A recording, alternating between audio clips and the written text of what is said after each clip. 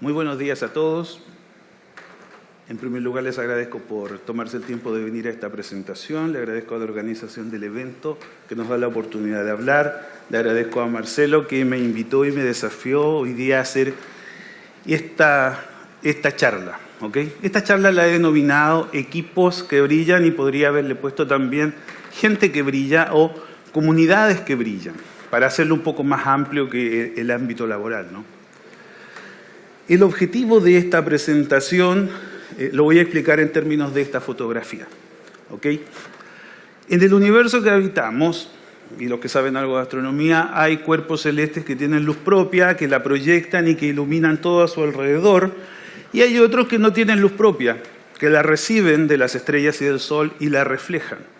Pienso que las personas estamos en un tránsito permanente en ser seres que brillamos muchas veces y otras veces estamos un poco más opacos, pero nuestro tránsito en la vida es crecer e iluminar nuestro entorno. La foto representa eso, es un bosque en el cual la luz se ha colado y está iluminando todo hacia acá.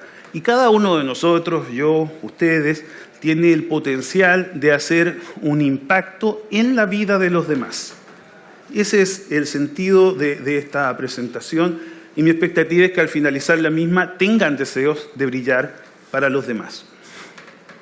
La he estructurado en función de preguntarnos quiénes somos, en traer algunos ejemplos de equipos que brillan, en hablar a partir de aquello de las características de los equipos de brillan. He incorporado una sección que he denominado el motor de la historia y finalmente vamos a hablar de las personas para extraer algunas conclusiones. Para comenzar a hablar de quiénes somos, les invito a que cada uno de ustedes piense en eso. ¿Quién es? Si alguno quisiera darme una idea de quién piensa que es, anoté que primero aparece una chica pensando ahora un chico, porque generalmente ellas piensan más rápido, se la ve pensando. Ahora recién a nosotros nos va a hacer clic. Seguramente ellas arribaron a una conclusión y ahora los varones también. ¿Alguien quiere dar una idea? La que sea, ¿no? Bien. Bueno, yo traje la idea porque obviamente preparé la presentación, ¿no? Así que les voy a contar quién soy. Primero, soy Eduardo, no lo dije antes, trabajo para Bantotal, o podría decir que mi casa en Chile es Bantotal porque lo hago en Chile. Mi segunda casa, porque la primera obviamente es la mía, ¿no? Soy hijo de Alamiro y de Nelly, son mis padres. Y al mismo tiempo soy hijo del campo, no soy una persona de ciudad, de la escuela, de liceos públicos, con letra, o sea, no tuve educación privada, no sabía que existía. En cierta forma, y no se pongan tristes, soy hijo de la carencia y de la generosidad. Remarco en toda esta lámina la palabra generosidad porque eso es lo que me importa y eso es lo que ha perdurado finalmente a lo largo del tiempo, ¿no? Y cuando hablo de generosidad me refiero a la generosidad de mis padres para impulsarme a crecer, a estudiar, la generosidad del profesorado de esa escuela pública que me impulsó y la generosidad muchas veces de animarme de otras personas a estudiar, pasarla por la universidad, hacer posgrados, qué sé yo, que no siempre fueron palabras, también fueron acciones. En otro sentido, Eduardo fue, pero sigue siendo en cierta forma, un niño que jugaba ignorante de las carencias del entorno, pero que creía que todo era posible. Y lo creía porque como niño recibes lo que te dan y no conoces de límites. Entonces piensas que es posible. De adolescente, cuando empecé a estudiar, seguí creyendo que todo era posible, pero sí le añadí un ingrediente. Era posible con esfuerzo, con dedicación, con trabajo y con empeño. Y de adulto, y me encanta esa imagen porque la verdad se peina mejor que yo, sigo creyendo que es posible. Pero cuando ese todo, eso que queremos conseguir, lo hacemos de forma colectiva, no de forma individual. En este punto, y para continuar un poco con esta parte personalista de la presentación, voy a hablar de mi primer recuerdo, ¿ok? Mi primer recuerdo es un paseo, una visita exactamente a la casa de una tía que vivía en un pueblo cercano, Y así, igual como este piso, iba yo caminando, y como uno tiene obsesiones desde niño, trataba de no pisar ahí la juntura, e iba contando cosas, me encanta contar cosas. Pero iba feliz, y esa es la segunda idea de ese paseo, de ese primer recuerdo. Iba feliz porque iba a ver a gente que quería. Y la tercera idea de ese primer recuerdo es que me sentía seguro. Y me sentía seguro por una sencilla razón. No estaba solo, estaba acompañado de alguien que cuidaba de mí. Probablemente haya sido mi madre o algún familiar cercano. Entonces, cuando al inicio les mostraba la fotografía y hablaba de luz, esa luz, al menos para mí, fue la generosidad del entorno, la generosidad de las personas cercanas, la generosidad de los lugares donde me eduqué. Y para no dejarlo en un término tan abstracto, voy a decir que todo eso lo que configuraba era un entorno colaborativo en el que las personas que estábamos en formación podíamos crecer. Entonces ahora, para salir un poco de la experiencia personal, voy a poner algunos ejemplos de equipos que brillan, de equipos que al menos a mí en algún momento me impactaron.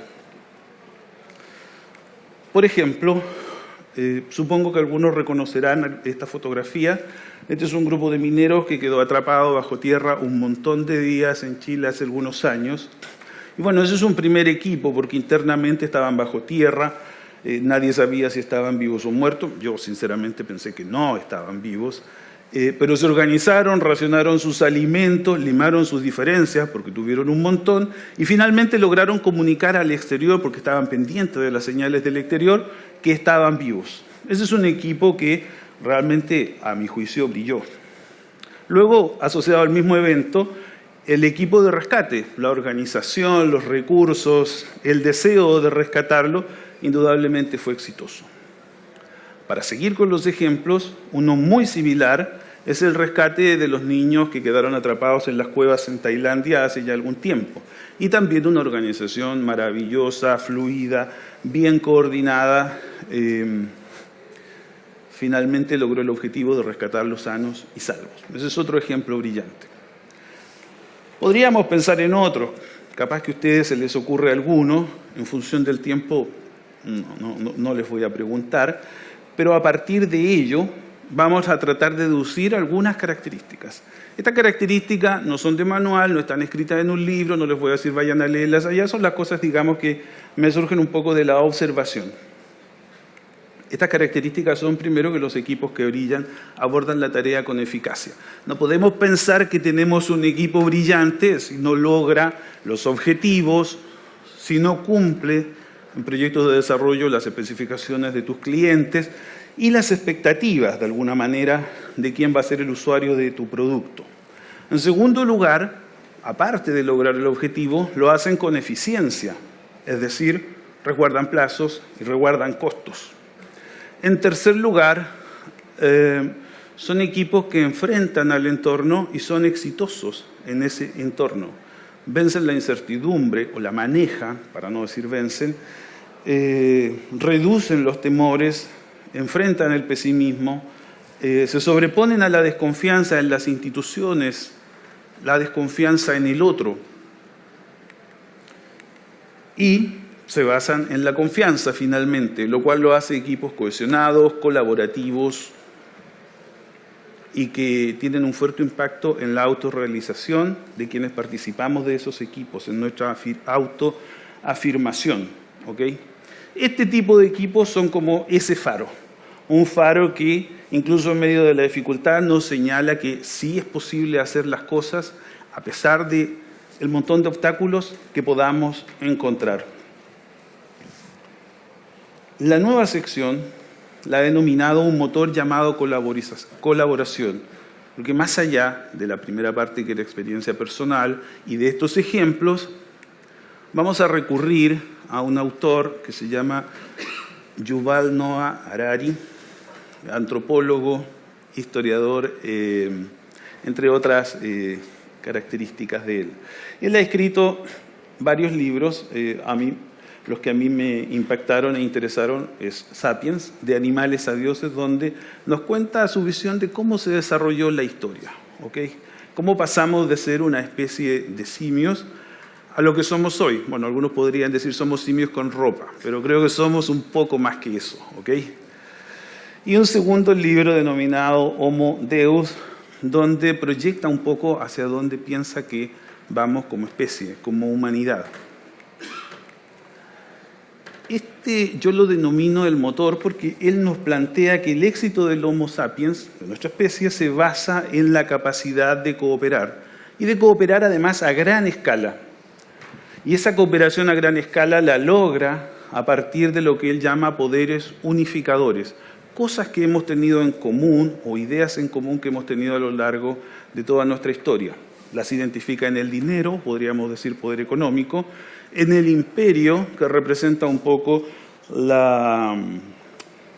el ponernos de acuerdo en cuerpos legales que norman la conducta para lo que es mejor para el conjunto social, y en las religiones, que nos proponen valores superiores a los que adherimos y también moldean de alguna forma nuestra conducta.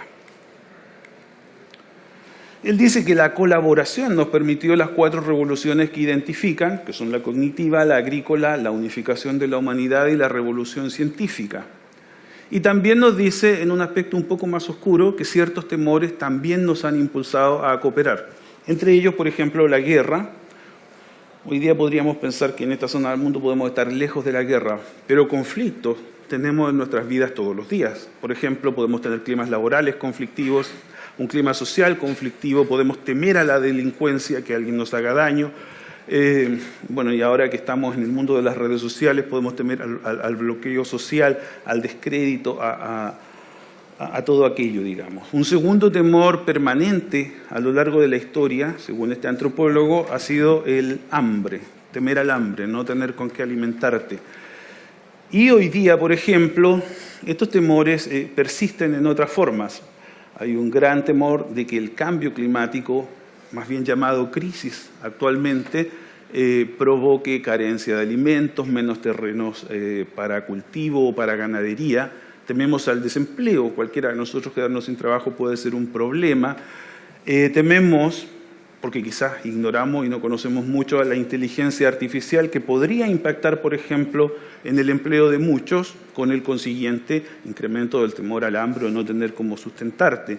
Tememos a los movimientos migratorios masivos y en el mismo sentido porque, decimos, disputan nuestros puestos de trabajo y nuestra posición en nuestra sociedad, digamos, ¿no? Y el tercer temor histórico es a la enfermedad, la peste o la muerte. Males sociales de este tipo hay, y hay muchos. Los más claros pueden ser, por ejemplo, la depresión y la epidemia de enfermedades mentales que se viven en algunas zonas del mundo. Puede ser, por ejemplo, las drogas, y no estoy pensando en las más comunes, estoy pensando en la droga de opiáceos, por ejemplo, en los Estados Unidos y en otros países. El acceso a la salud muchas veces insuficiente, caro o no al alcance de todos. Bueno, ese es el aspecto oscuro, digamos, o las motivaciones oscuras que hemos tenido a lo largo de la historia para colaborar, defendernos de estos temores. Ahora voy a hablar de las personas, porque todo motor se mueve con algo. Hay motores eléctricos, hay motores que se sustentan con gasolina, etc. La colaboración como motor se basa en las personas, no hay más nada. Las personas, y un poco en función de todo lo que he hablado previamente, somos sobrevivientes. Si creemos en la visión evolucionista, por ejemplo, podemos decir que somos parte de la especie que sobrevivió hasta ahora. Hubieron otras especies. Lo relevante para la gestión de nuestros equipos, de este concepto, es que debemos creer, y pienso que es así, que nuestra gente tiene las herramientas para enfrentar los problemas. No las herramientas que solo le da la educación o la formación, tiene las herramientas innatas para vencer la dificultad. Lo segundo es que somos seres en tránsito. Tradicionalmente este tránsito era desde nacer, crecer, educar, trabajar, jubilarte y bueno, finalmente morir. Ese tránsito hoy día es un poco más complejo porque estudias, trabajas, vuelves a estudiar, te vuelves a formar, vuelves a trabajar. En algunas etapas de tu vida haces cosas que antes no se hacían, te toca cuidar a tus padres, tienes hijos más tardíos. Bueno, hay una serie de cosas que ya no sigue el patrón tan lineal. Lo relevante para la gestión de nuestros equipos es identificar en qué etapa está cada uno de nuestros colaboradores o nosotros mismos, porque para considerarlo, digamos, en qué tipo de tarea, qué tipo de actividad le puedo encomendar. Somos pensantes imperfectos.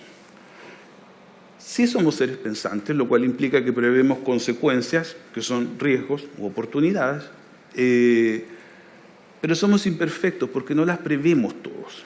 Eso implica que es muy positivo cuando las compañías tienen sistemas de gestión de la planificación en la cual no piensa una persona qué vamos a hacer, a dónde vamos a ir, cuál es nuestro futuro. Lo pensamos en conjunto porque vemos entonces una gama de posibilidades mucho más amplia.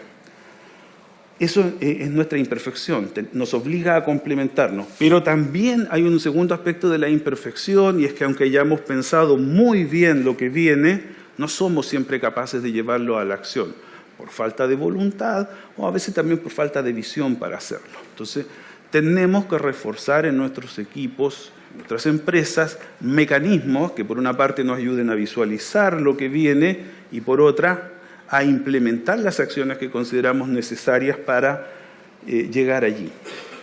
Somos capaces de cooperar, de lo cual hemos hablado bastante. Somos habitantes de una realidad intersubjetiva, es decir, hay conceptos que están en nuestras cabezas, que vienen producto de nuestra historia y de nuestros grupos de referencia. Si nuestros grupos de referencia son similares, probablemente nuestras ideas comunes van a ser también similares. La relevancia de esto se va a aplicar un poquito más hacia el final, pero en general es que si tenemos elementos comunes de pensamiento en nuestra mente, vamos a poder empatizar más fácilmente con otras personas. Y mientras más elementos tengamos, vamos a empatizar con un mayor número de personas, logrando a través de ello, digamos, mayores posibilidades de colaboración.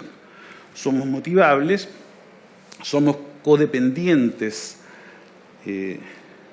Esto significa que yo tengo un efecto en mis compañeros de trabajo y en mi entorno y ellos tienen un efecto en mí. Entonces debemos cuidar de las dinámicas que se produzcan porque yo de pronto puedo llegar enojado una mañana, lo cual no es tan frecuente, pero podría pasar y eso podría generar una especie de reacción en cadena que 2 horas más tarde estemos todos de mal humor.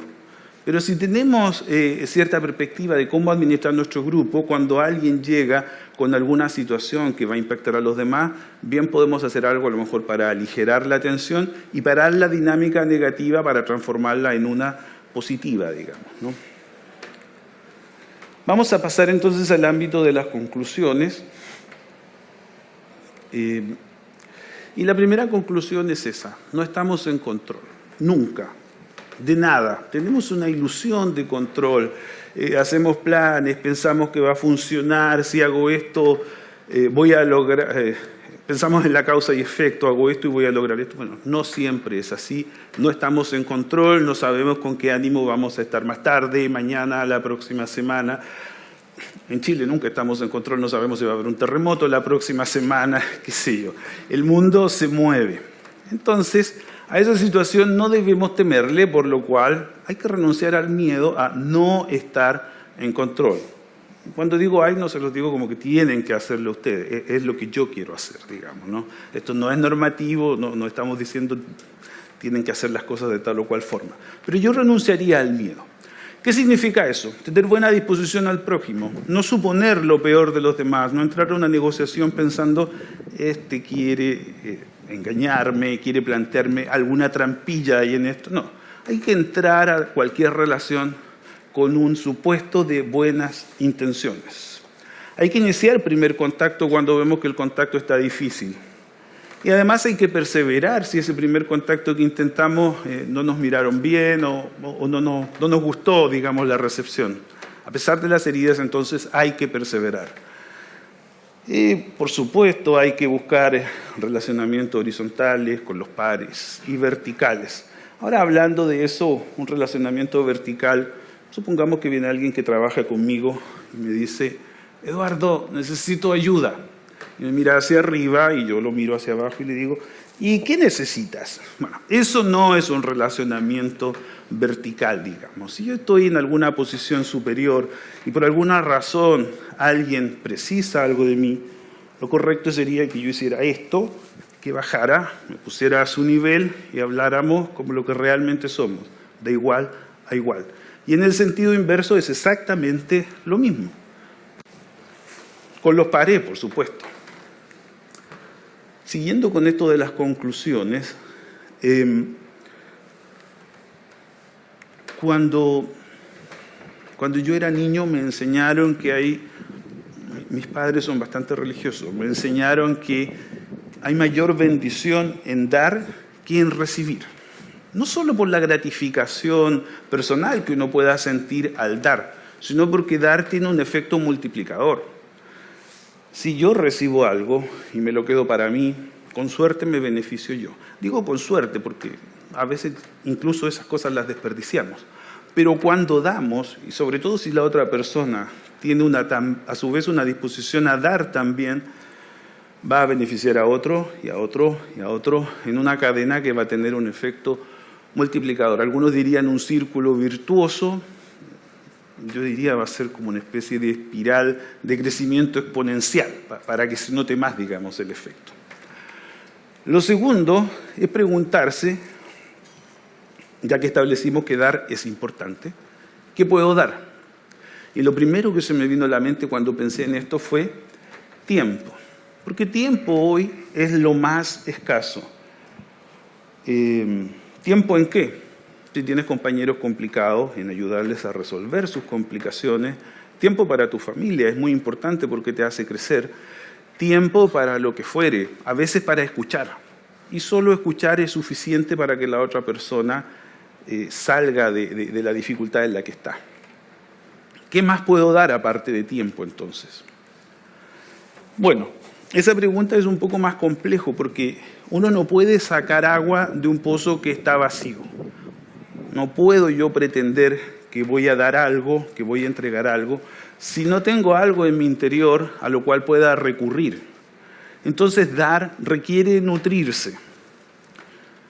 Le decía a una persona que está en esta sala hace algunos días, deberías hacer este curso de Scrum Master. ¿Y para qué?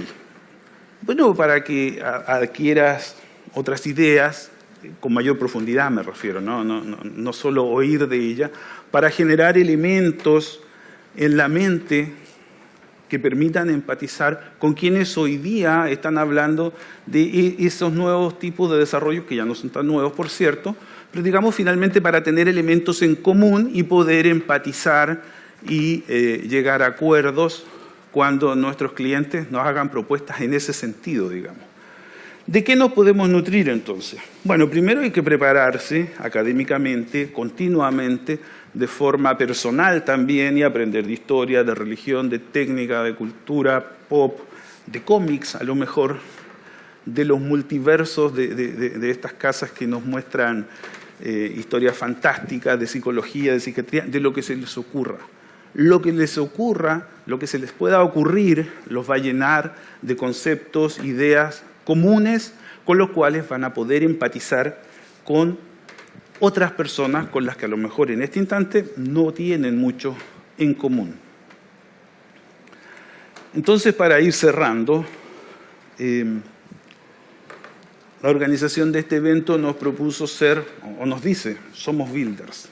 Y yo digo, sí, somos builders, construyamos y mientras construimos, brillemos. Y brillemos no solo para nosotros, brillemos con y con nuestros equipos. Muchas gracias.